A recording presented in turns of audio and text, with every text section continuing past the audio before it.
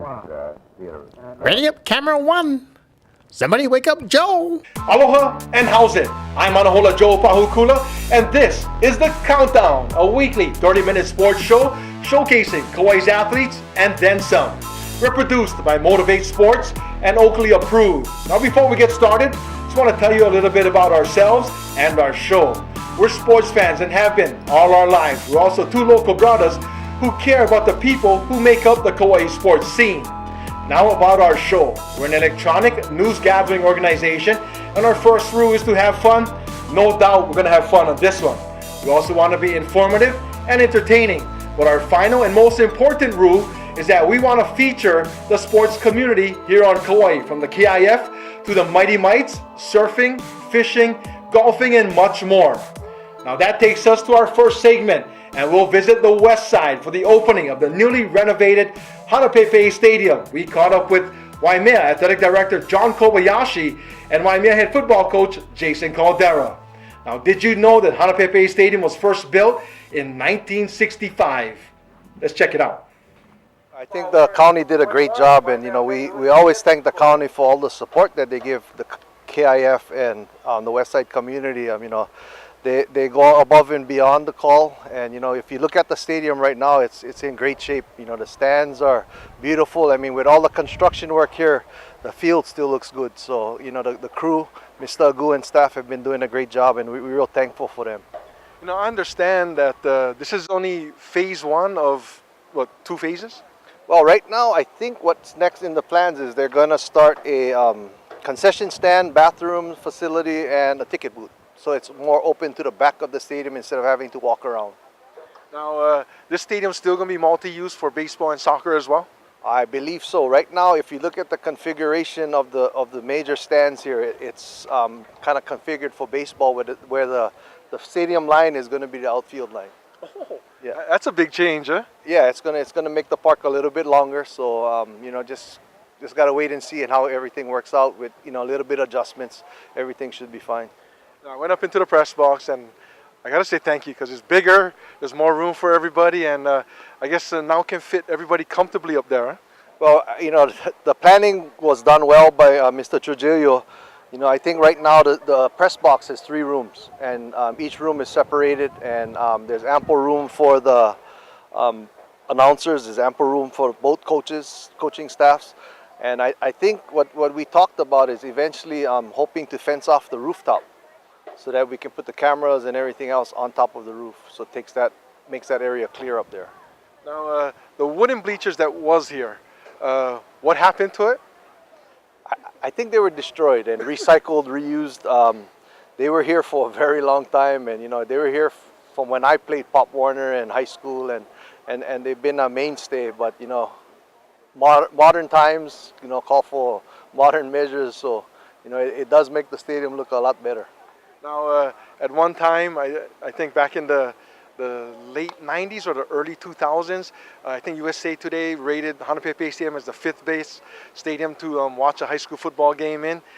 With the renovations, does that still hold true? Well, I think it still holds true, because it's the only place where you can get right up personal with the football game, and everything is that country atmosphere. Football is king, and hopefully it's here for a long time. Feels good to be home. Now, the kids excited as well? They're very excited, yeah. Nice short bus ride, very excited. I guess it's always good to be sleeping in your own bed. Very good. Now, hopefully, and I think it's meant to be this way, that it helps generate some enthusiasm amongst the West Side fans, huh? Yeah, very enthusiastic, very exciting, not just for the whole home opener, but for the situation, within the KIF. We got something to play for tonight, so it makes it extra special. And I guess for a football day, you can kind of get back to your own routine instead of eliminating the long bus ride to Lihue. Yeah, like I said, it's a nice short ride, so definitely can take our time, be a little bit more patient.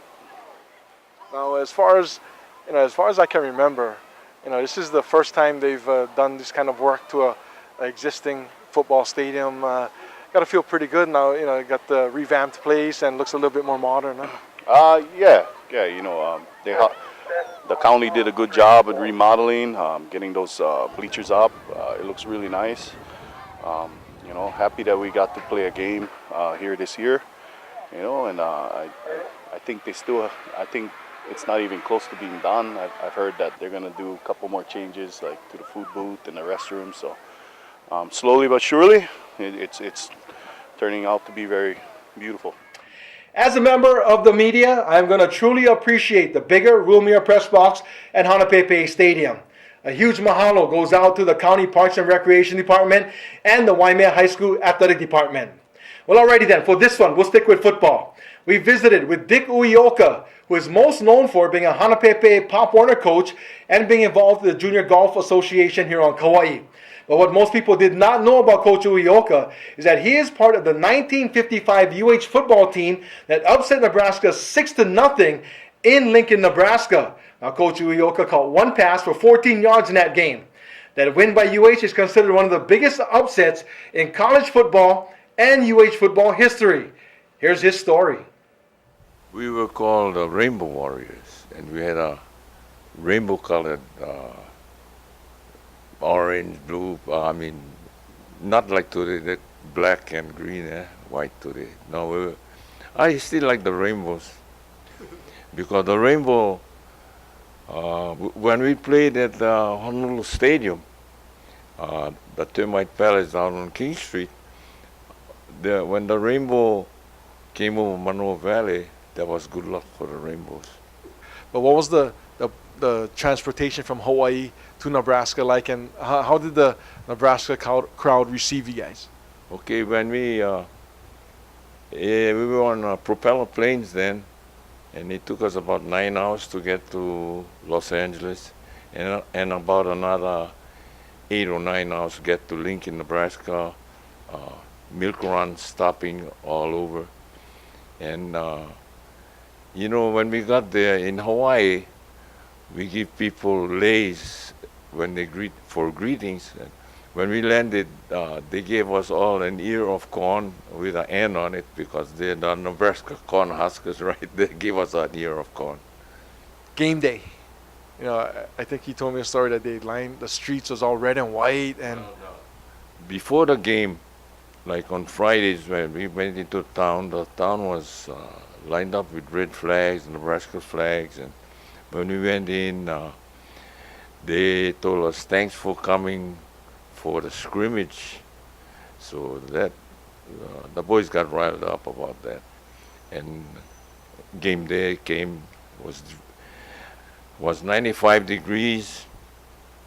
And when we came out of the stadium, out of the locker room, and we saw Nebraska, the players were lined up all on one knee, about 100 of them, all in red, and they were trying to intimidate us because we went up with only 25 guys.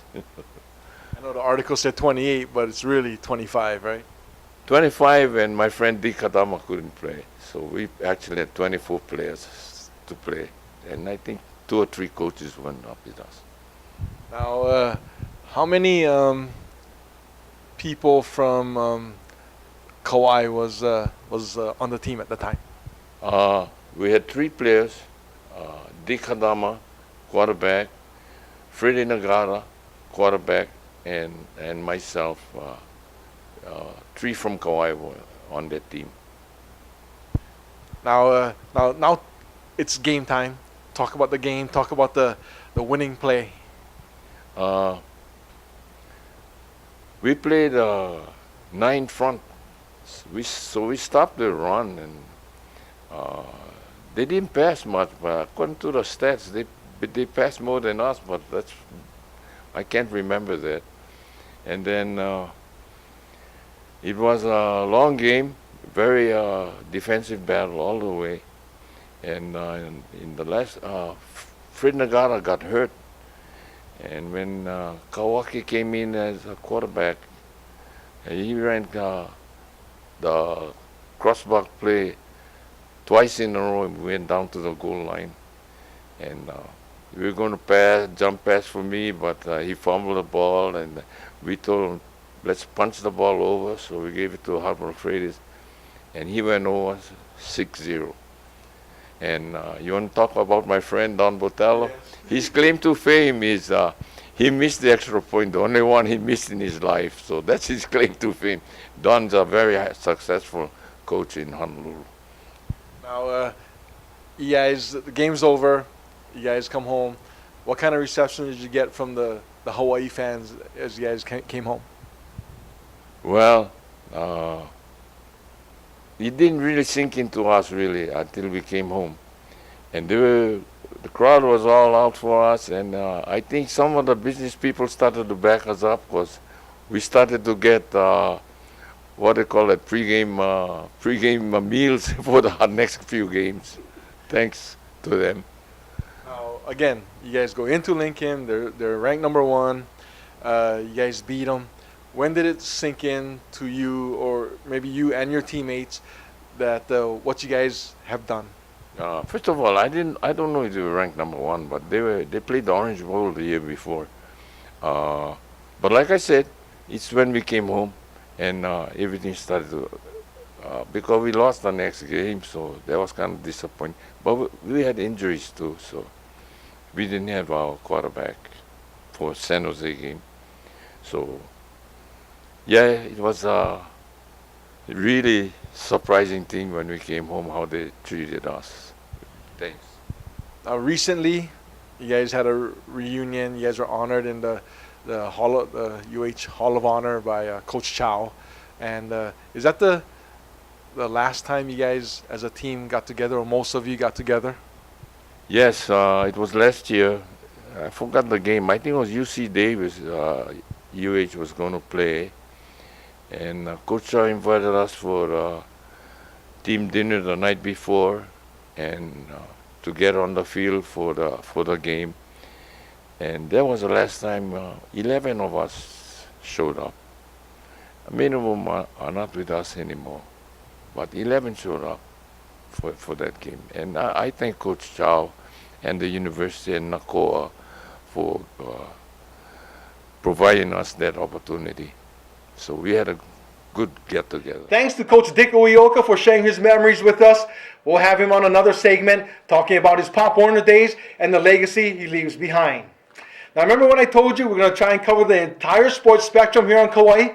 Well, that takes us to the Puakea Golf Course, where we'll get a quick golf tip and a shower. Today's segment of the Countdown, we're at the Puakea Golf Course. I've got head pro Glenn Tamogawa, and how you doing, Glenn? Hi, doing fine, thank you. Now we're going to run through a few different golf shots, situations. What's the first one we're going to come up on? I'm going to do some chipping. I think a lot of people would like to know more about chipping because just the other day I've seen some guy had a problem with chipping on one of the holes, and I think hopefully this segment will help a lot of golfers become better chippers. I've golfed with a lot of different guys. There's a lot of guys with chipping problems. But, thank you very much. And chipping as in short, what kind of distance are we talking about? There's a setup that you could use for 5 feet, 10, 20, 30, and even 40 yards. I see you got the sticks down, you got a wedge down there. Talk about what you're going to show us now. Sure, it's just going to show you the setup on chipping. Ball position is crucial, your stance is crucial. Like I said, this particular stance is good for 5, 10, 15, 20, 40 yard shots as well. So, what does the wedge do, the orange placement? Is that for ball, feet? Yeah, the one stick, alignment stick, is aiming towards your target. The other is your feet alignment. And then the club is basically where the ball position should be in your stance. But what are some of the common mistakes, I guess, high handicappers make when it comes to chipping?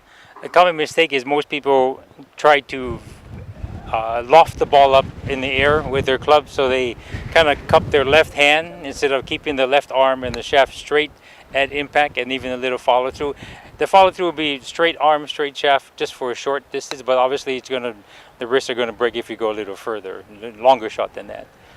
I know when I first started playing golf, the person that was helping me said, let the club head work for you. That's why it's angled as it is. Is that correct? Yes, just let the loft do the work that it's supposed to be done. That's why it has a lot of loft on it. Now, when chipping, is there a target? I know there's the pin. Obviously, you want to get the ball as close as possible, but in chipping, is it Do you aim for something other than the pin? Yeah, in chipping, you basically want the ball to kind of land and then roll towards the hole. So your shot is not as hard as it is to get it to the hole. It's going to be actually shorter than that to land it shorter of the hole and let it roll. As far as where you want to drop it and how far you're going to drop it, again, it all comes by into practice. But the more you practice, and you're going to get better. But it's always landing the ball short of the hole and letting it roll up there instead of just trying to fly it in the hole.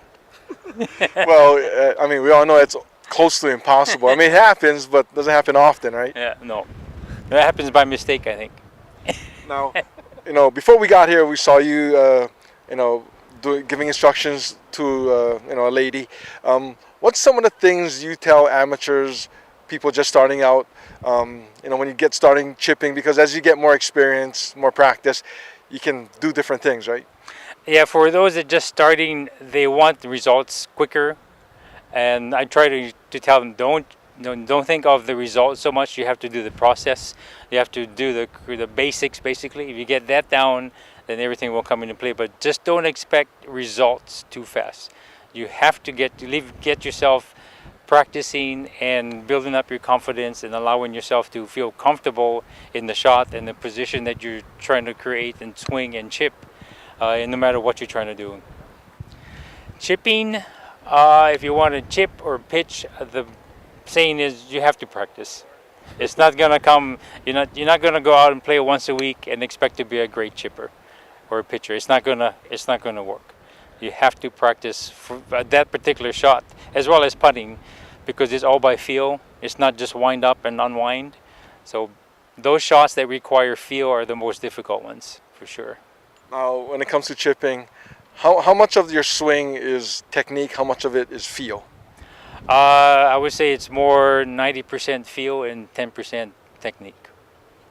Wow, I kind of thought it would be more in the middle somewhere, huh? No. Yeah. Because in the setup that I have here, you have one stick pointing to your target and the other stick is angled off the target line, because you want your body to be open and allowing yourself to turn more and clearing your left side to get the club going through, so you can have a better feel for that shot that you want to execute. I know there's an importance to your short game because it can save you some shots. How important is that? Very, very, very important.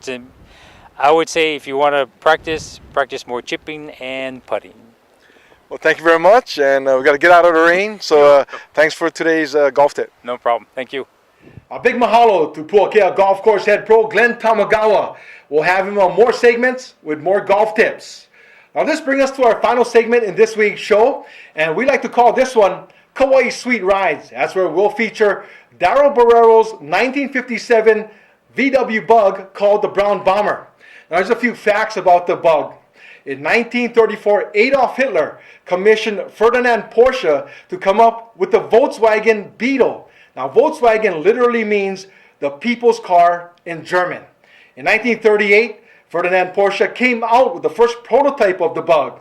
Now, in 1945, after World War II, the first VW Bugs, in fact, the first of 1,185 Bugs, rolled off the assembly line. Now, that continued all the way to 2003. Then, just recently, Volkswagen came up with a new version of the Bug, but I'm an old school guy. Therefore, I like Kitty's car. We got your beautiful car. Do you have a name for your car? I just call it the Brown Bomber. Now, is there a story behind that? No real reason. Just came up with the name. Now, you used to have a really cool, really smooth paint job. It was purple. Why the color change?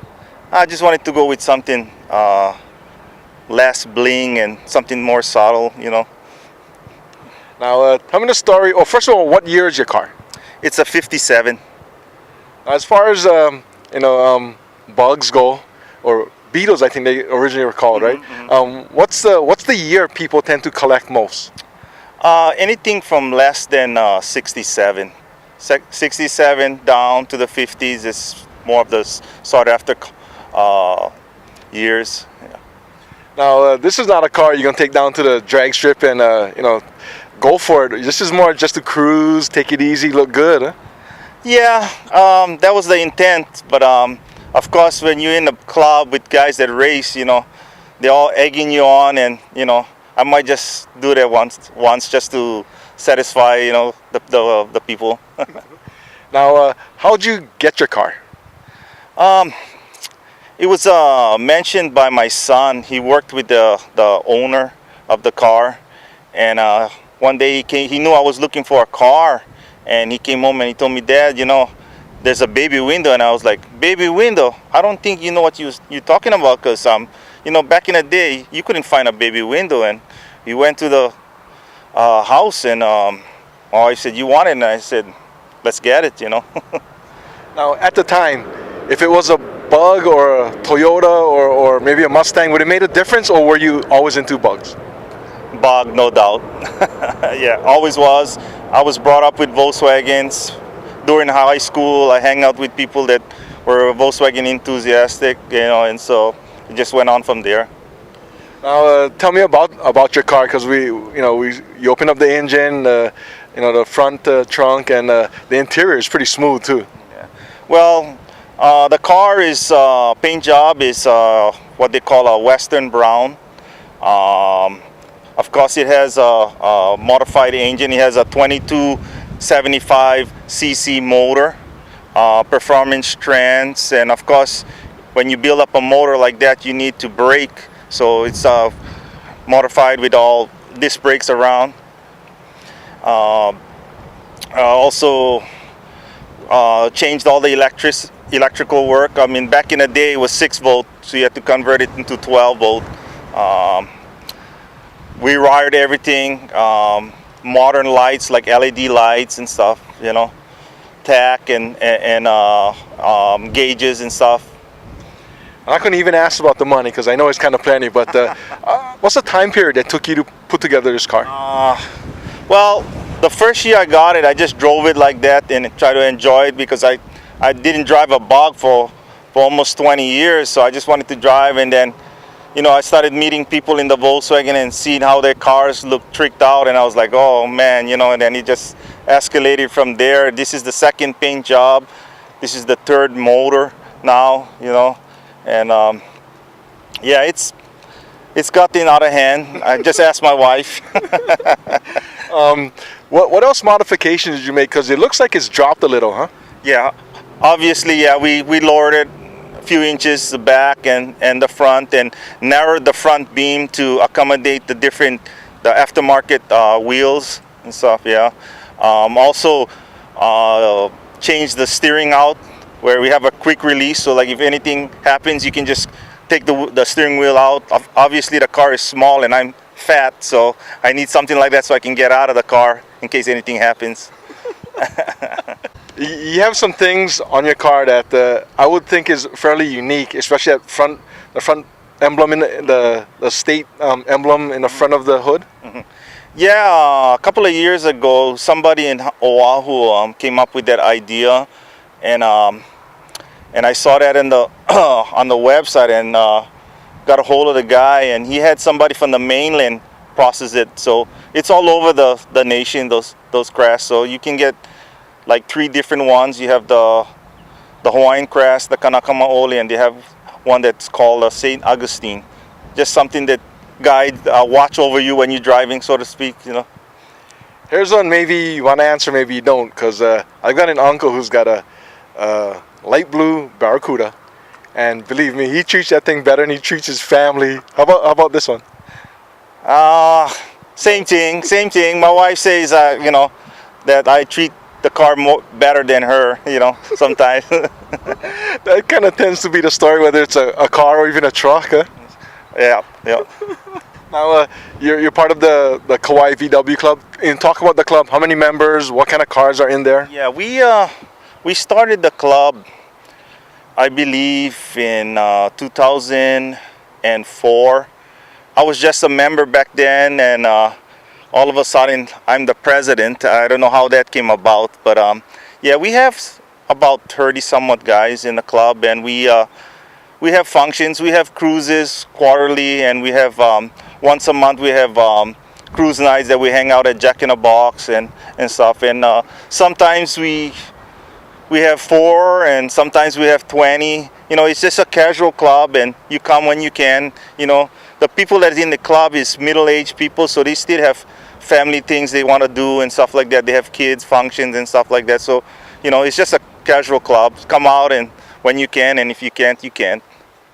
Next time, I'm going to request that I get to drive one of them Kauai Sweet rides. Thanks to Daryl Barrero and the Brown Bomber, also to everyone that appeared on this week's show. If you've got questions or an idea for a future segment, email us at thecountdown@gmail.com. That's one word, all lowercase, thecountdown@gmail.com. Time to close up shop. I'm Anahola Joe. We'll see you next week, and thanks for watching The Countdown.